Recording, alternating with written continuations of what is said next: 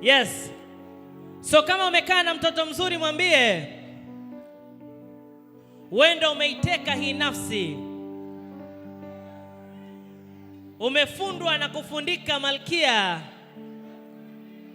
Hauna uzuri wa mkakasi, muda wote umetulia, na duniani haukuja kwa mwendo kasi, aliyekuumba kakupangilia. Na uzuri wako hauna mithili wala mfano.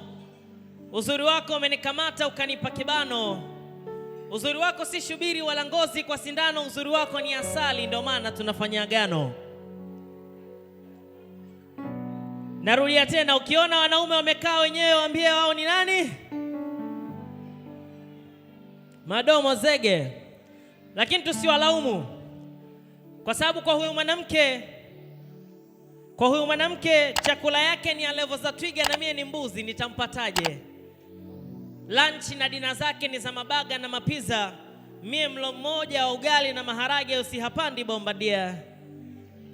Yeye ni wa Fly Emirates kwenda kwa Jiga na visa, ila mimi ni wa vipanya vyombo vituka, pekupeku nimepauka, utafikiri wa hadzabe.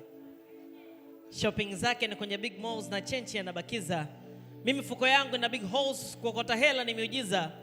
So shopping zangu zinabaki kwa tandale kwenye ardhi ya Kambarage. And I understand